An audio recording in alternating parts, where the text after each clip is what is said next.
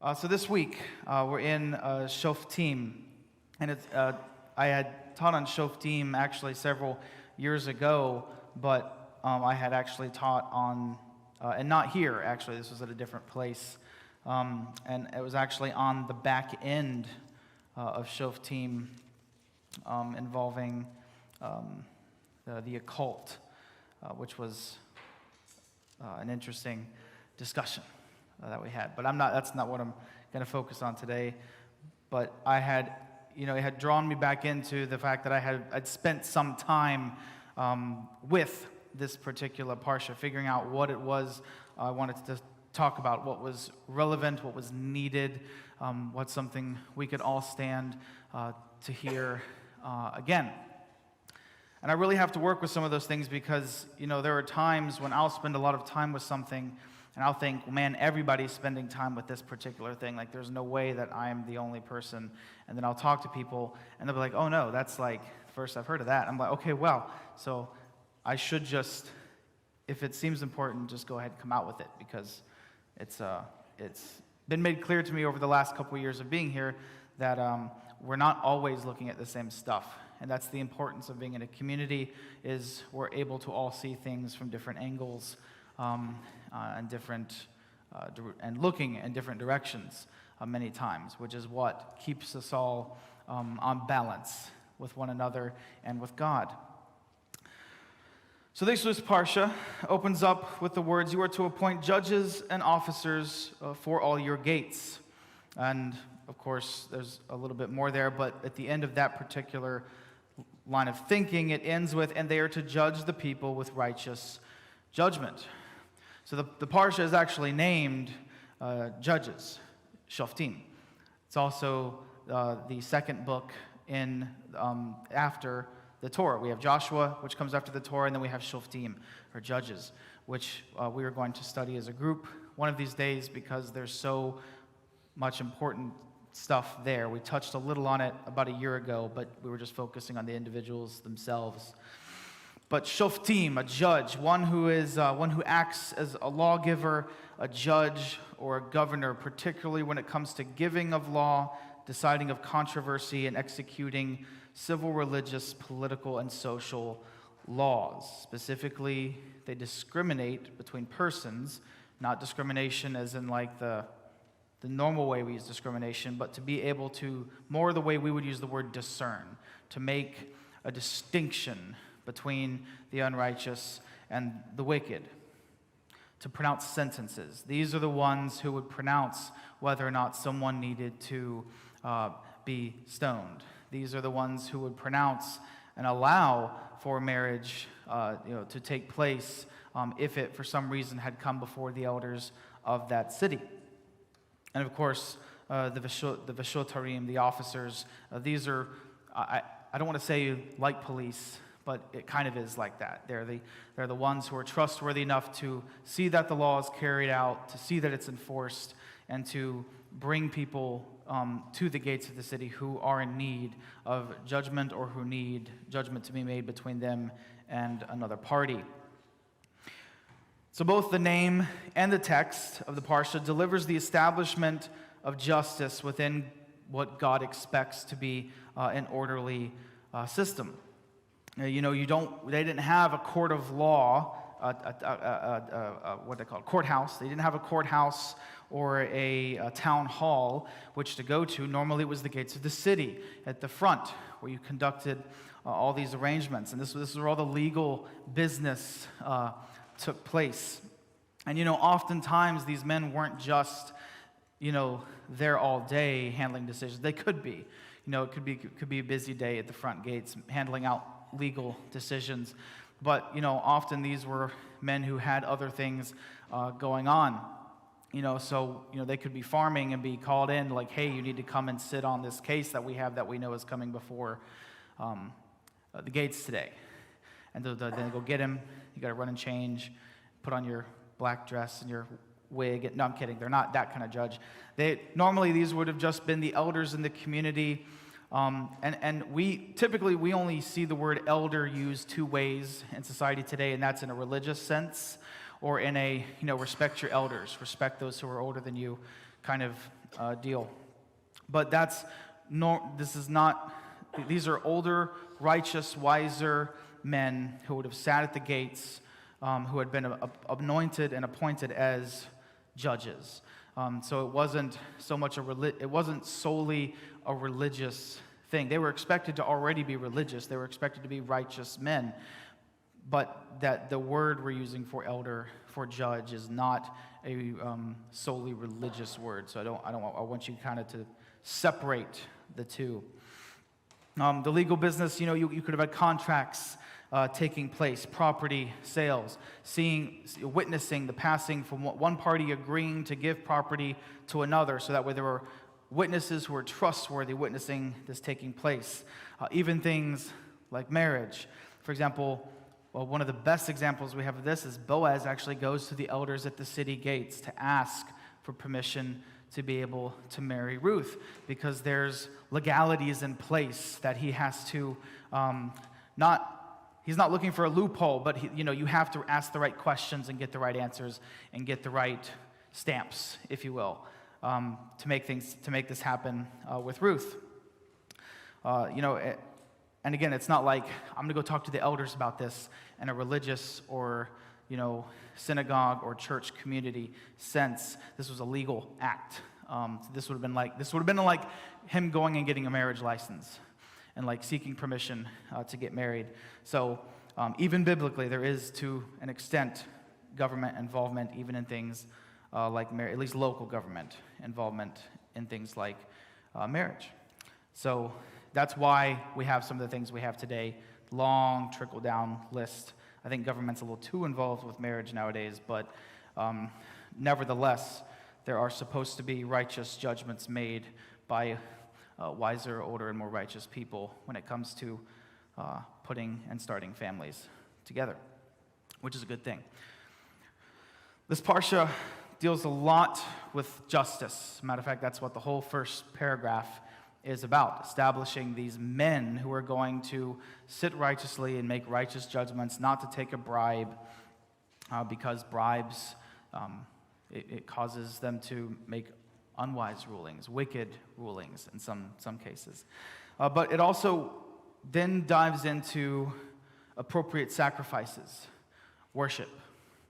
And it's kind of, and again, remember, Deuteronomy is this very condensed Torah. It's like it's all of the Torah kind of with the exception of Genesis, kind of compacted into one last book before we set off into the promised land.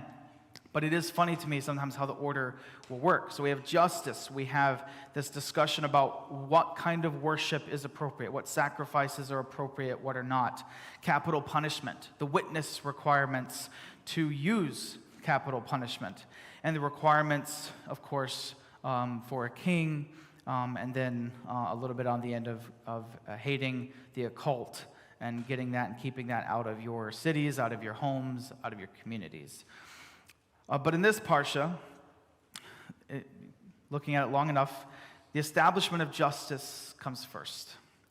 And this is something that it always stands out to me, in which order is something given. And personally, I do believe there is a providential design to the way the Torah is broken up. There's too many things that the Torah teaches because of the order in which it's presented in, that for coincidence. So justice, it comes first in this long list of things which are all very important. And so, okay, my question was, why is justice first? Why do we see this established by Moses' mouth speaking for God as the first thing to establish? I think it's particularly because it lines up with God's character and the expectations for his people just about everywhere else. Because the occult, worship, those things can all be changed surprisingly quickly, relatively quickly, when the right heart is in place. We read about in the book of Acts, for example, when they entire communities involved in the occult come out and burn all of their spell books, their books of divination, because they've repented and have believed on Yeshua. They've come to faith. They're being immersed, and they're burning all these witchcraft materials, and thousands of them are coming to faith all at once. And we had done a calculation. I love money, not so much like love money to have to spend. I mean, I like it to have to spend, but I love watching money and exchange rates throughout history. Very nerdy thing, so you don't have to get into that, but I am, so you can come to me if you have questions. But we did the exchange rate for the cost, because it gives you the cost of the books. And it was somewhere around like $2 billion worth of reading material today that was burned in these cities. I mean, so we're talking piles and piles of scrolls that would have been several Barnes & Noble worth of books. But anyway, it reminds us of God's character, who He is, that because our God is just. And God is more just than we like to give Him credit for sometimes. As a matter of fact, it's one of those things that gets left off, and I think kind of forgotten sometimes. Israel definitely forgets it, and God sends several prophets to address that specific thing a lot of times. That's normally in all the prophets, some kind of injustice is addressed. We're called to memory, Sodom and Gomorrah, and that what was, the idea. Normally we think Sodom and Gomorrah, we think homosexuality, but homosexuality was a symptom of the injustice taking place. It was a symptom of the bad heart issue already taking place, and I think that's why justice comes first, is because if justice and the heart are reformed, then everything else easily follows. You're willing to burn your witchcraft. You're willing to step into a place of repentance and get rid of the things you need to get rid of, and to take hold of the things that you need to take hold of, namely justice. And again, I'm just focusing on that today. In several places, God commands us. In Leviticus 19, He says, "You shall do no injustice in court. You shall not be partial to the poor or defer to the great, but in righteousness shall you judge your neighbor." In other words, just because this person doesn't have a penny to their name doesn't mean that they are somehow in the wrong in this case when there is someone who's wealthy involved. The world could learn from this.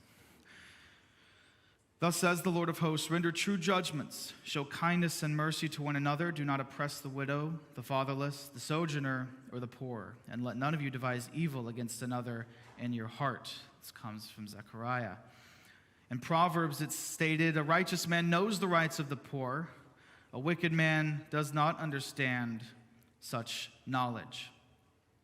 It's important to know your rights. It's more important to know the rights of others. So, because oftentimes you may be the person who stands in the defense of those other people. And if you are trusting that other people are also looking out more for you than they are themselves, then everyone's back gets covered. Does that make sense? It's like, have you ever seen those people who, when they sit down in a circle, and they're all in chairs, and they all sit on each other's knees, and they pull the chairs out, and each person supports the other. Learn to do good, seek justice, correct oppression, bring justice to the fatherless, plead the widow's cause. Isaiah.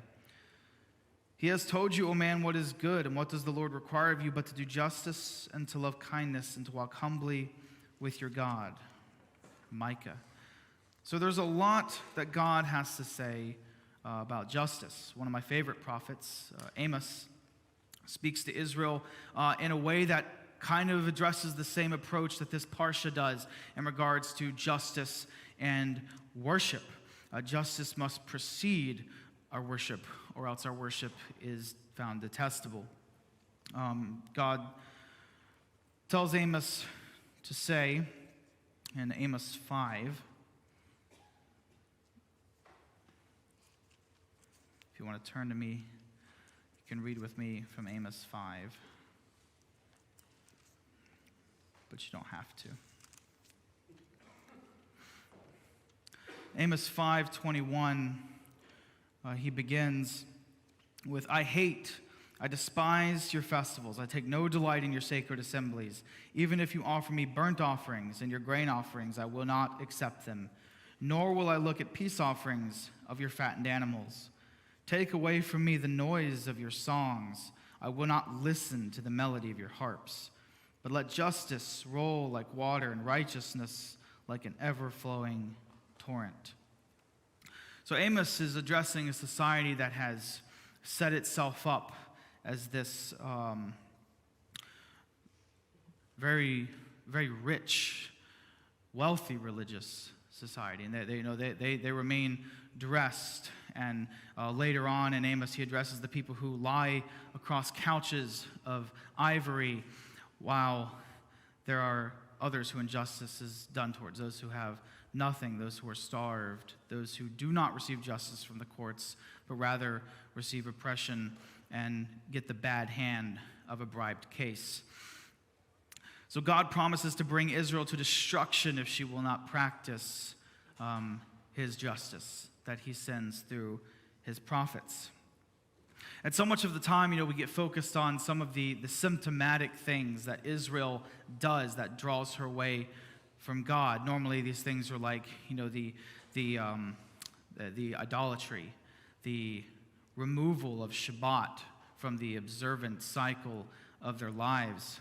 But, here, Amos is addressing a people that have not let go of Shabbat. They have not let go of the Moedim, the festivals of God, which notice that, God says, I hate your festivals. They're so despised by him because it doesn't mean anything to come and celebrate Sukkot if you're a lawyer who takes bribes.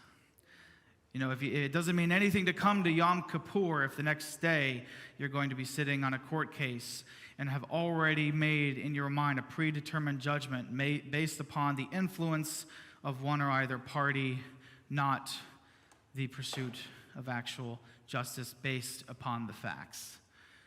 It doesn't mean anything.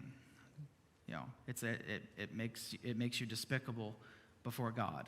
And it brings a bad witness to God's people and to God's days and to God's things. And that's what Amos is what Amos is addressing. He's addressing a people that play fealty to God on the one hand, but they also play the part of the world, play the part of the wicked, unrepentant, easily bribed justice. And Yeshua talks in ways this way as well. He, as he's talking to some Pharisees, some Sadducees, he tells them that, this is the kind of behavior that makes you the whitened sepulcher, where some of the things you're doing look beautiful. You're keeping the feasts, you're observing some of the laws, some of the outward things that are easy to do, because anyone can celebrate the feasts. It's not hard to do. Emphasis on it's not hard to do, just, for some. And it's fun, it is fun. But it's a lot harder to cultivate a heart that wants justice, that wants the right thing to be done regardless of who's involved. It requires a great change and a great reliance upon God to bring that change in each of us. Because, they're there at the altar. They're singing songs of praise and having, they have the harps and lyre, but it is the lack of justice that brings God's anger towards Israel. It's the thing that tips it over the edge. It's like, you've been messing up a lot, but this is where I draw the line.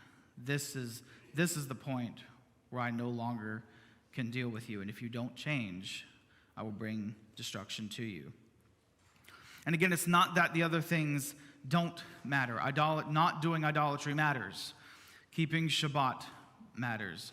Keeping the Moedim correctly matters.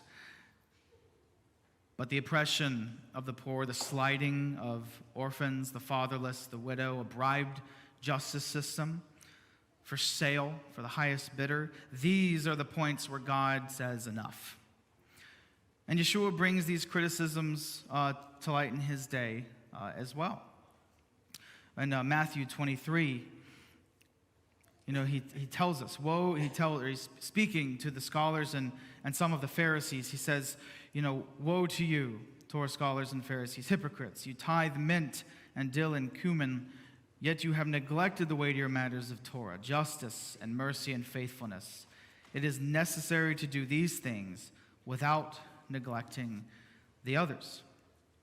And you'll notice that he doesn't tell them you shouldn't do the other things. He says you should do the important things without neglecting even some of the minor things.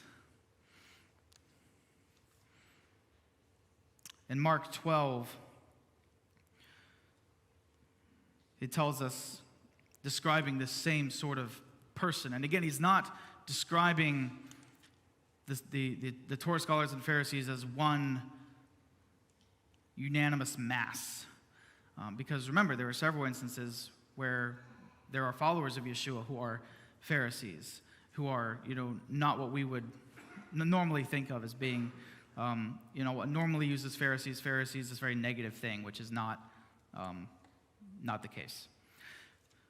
But he's describing this type of person who seeks to do all these outward things, who seeks to pay attention to these minutiae of Torah observance, while at the same time neglecting the heart of what the Torah attempts to teach us. In Mark 12, he says that this kind of person, they devour widows' houses and make long prayers as a show. These men will receive greater condemnation. He addresses this very same thing with the woman caught in adultery. And ironically, in this situation, he addresses the requirement of witnesses required for capital punishment, which appears in this week's Parsha, because how many witnesses do you have to have? At least 2. How many witnesses are there? We're not told. I remember when they come with the woman with Yeshua, they say she was caught in the act, not that we caught her in the act. And so Yeshua says, the man who is without sin, let him be the first to cast the first stone. Who is required to cast the first stone in a capital case? The accusers. But what do the accusers have to be? Witnesses. Do any of them cast a stone? So how can they know? Second, who receives the end result of capital punishment in an adultery case? There are 2 involved, man and the woman. Which one did they bring? So starting from the beginning, we are already on a bad route. So they have no witnesses, they bring the wrong people, and who do they bring him to ask about this? To Yeshua. Is Yeshua sitting at the gate? No. So it's all the wrong people involved. And Yeshua even asks her at the end, woman, where are your accusers? She says, I have none. He says, neither do I condemn you. Go and sin no more.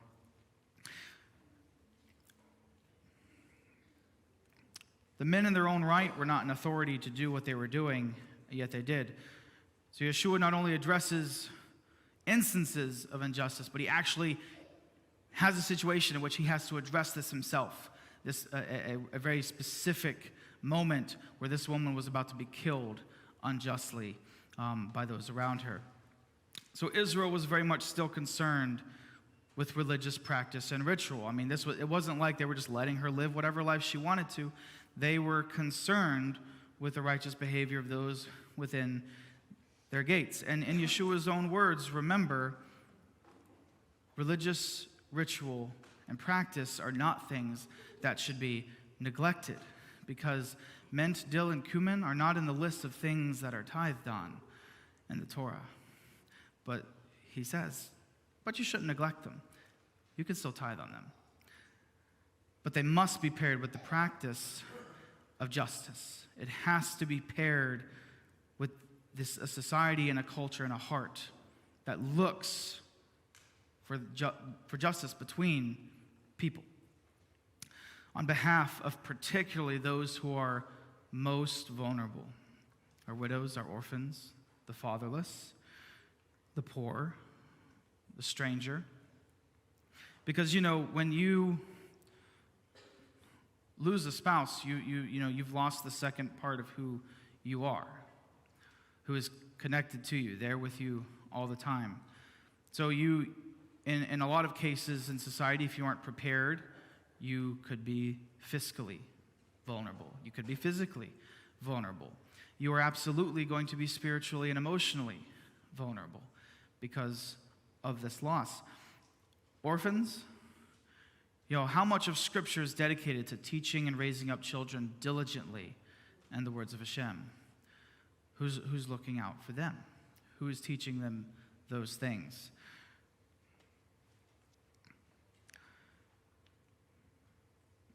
The poor, I joke about money a lot, but when you don't have, you can become vulnerable.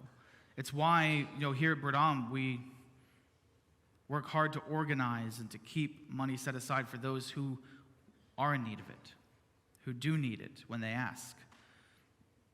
Because if they need it, and if it is a true need, then they should get it. Because it keeps them from being in a place of vulnerability. It protects them, it shields them. We become a covering for them. So how do we pursue justice?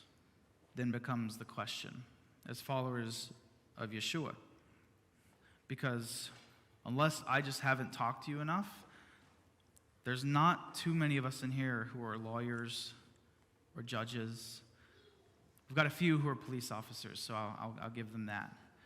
But when it comes to law enforcement, the preservation of justice, not many of us are in the occupation of preserving justice. So how then do we cultivate a heart? How do we cultivate a culture here in our own community of one that pursues God's justice among both his people and in the greater communities in which we live? There's a passage in 1 Corinthians. 1 Corinthians 6 tells, it said that, does any one of you, when he has a matter against his neighbor, dare to go to court before the unrighteous and not before the saints? Don't you know that the saints will judge the world? And if the world is to be judged by you, are you incompetent to judge trivial matters? Don't you know that we will judge angels? How much more the matters of this life? When it says saints, it's saying kedoshim, which is just holy ones, set apart ones. Those who come into covenant with God, who walk in covenant with God, who are truly seeking the be holy as I am holy, you fall into that category. So that means when it talks about being able to judge matters of life, that's you. You are responsible for learning how to be able to judge matters between one another, rather than it have to escalate to a point where it has to go before a judge. Now, caveat to that, my army people, caveat. I'm going to piggyback on what the CO said. When it comes to court and handling matters between each other and as a community, this is predominantly talking about civil matters. Things like exchange of property, returning money when it was borrowed, returning property when it was borrowed, a car or power tool or something. Minor things that shouldn't need a civil case. And if you actually love each other and work well together, you can overcome all those things. We're not talking about something like abuse or assault or rape, God forbid. That is something we call the police for. And here, that's our policy. No matter who it is, we call the people who have the legal authority to take that into case. Because I almost can't go a day without reading about a case that's either just starting or has been going for 5 years, a decade. Something happened, particularly in regards to abuse, sexual assault, harassment, rape, that happened within a religious community, and rather than be reported, was covered up. They tried to deal with it in-house. Let me tell you, that's not justice. And true justice, God's justice, would be to deliver that case to those who actually have the authority to handle it.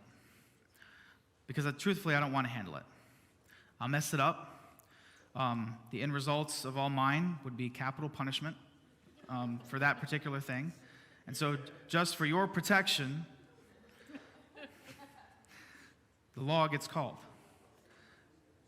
But we don't mess around with that kind of stuff. So that aside, when it comes to personal things like you gave someone $300 and you need it just as a borrow, it's a loan, you're not charging interest, but you need it by next month.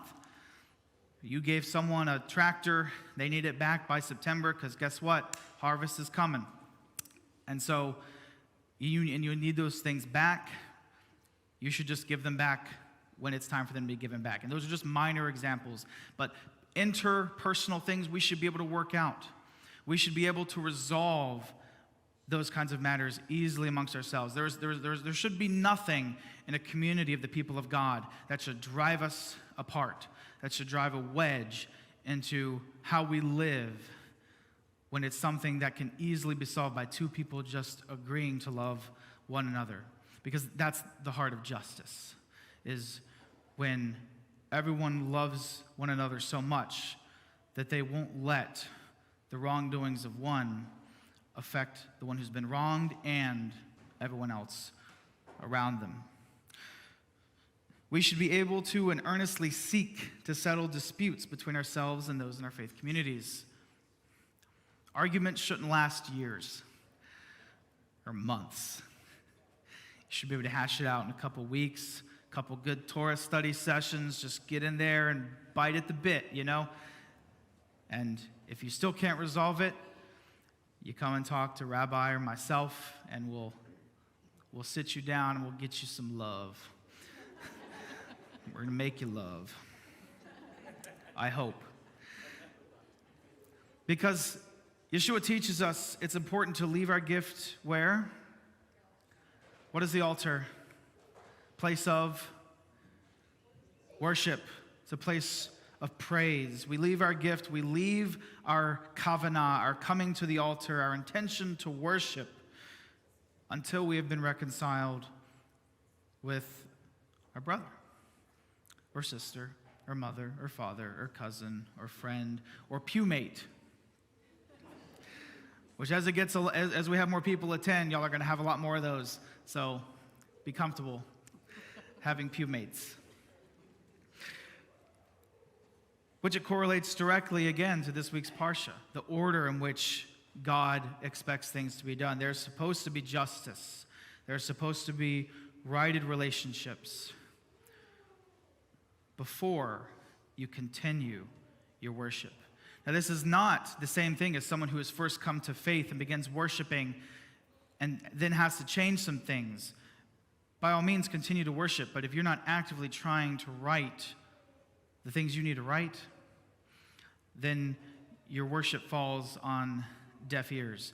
Because remember, the abrogation of justice, the abrogation of love, is a violation of the Torah. And what does God say about the prayer of the one who does not listen to his Torah? My prayer, don't even hear it. It's as if it doesn't come before me. So if you know what to do and you do it not, what is that called? Sin. You're actively living in sin if that's the way you continue to do. So worship has to coincide with change. It's not just an event we go to. That's the difference between worship Like when you gather, and again, worship is a lifestyle. It's not just singing songs. It's not just praise.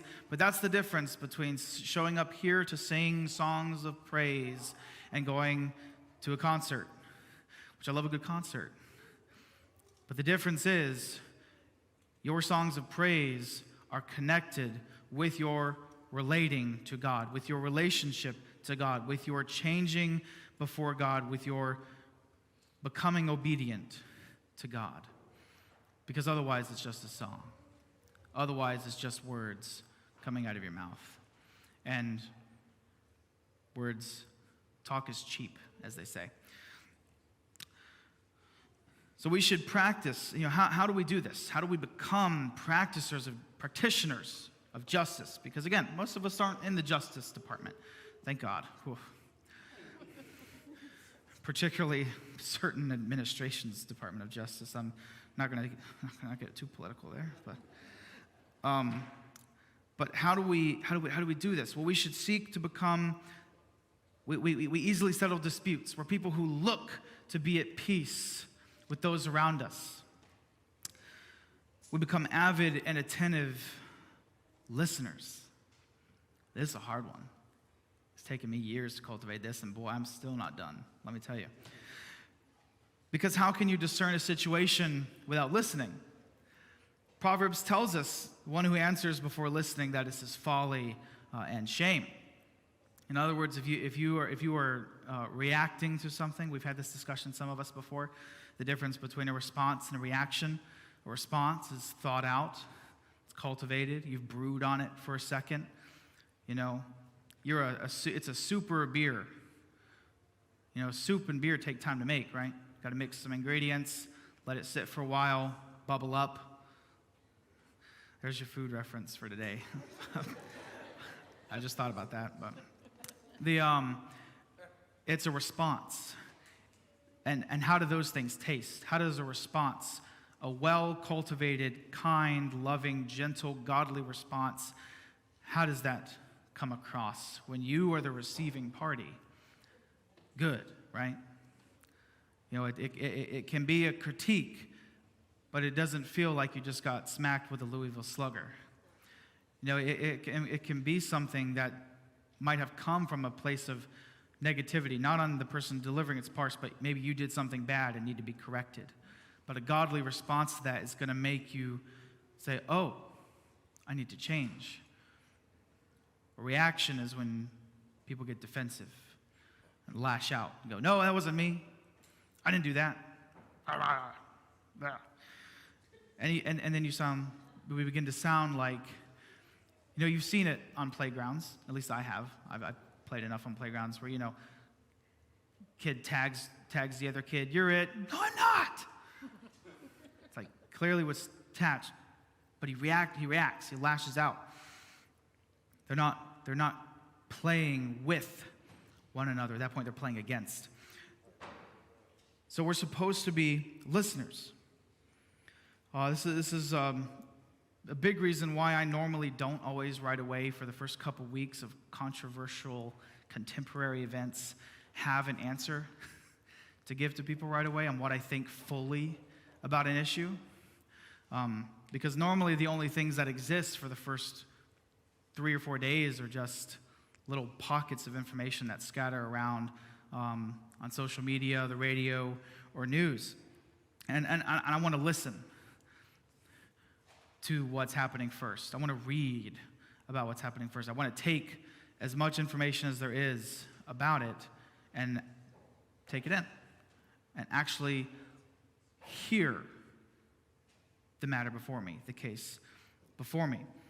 We're supposed to hear out a matter, not lash out at a matter. Because odds are sound bites normally are mostly always wrong. Mostly always.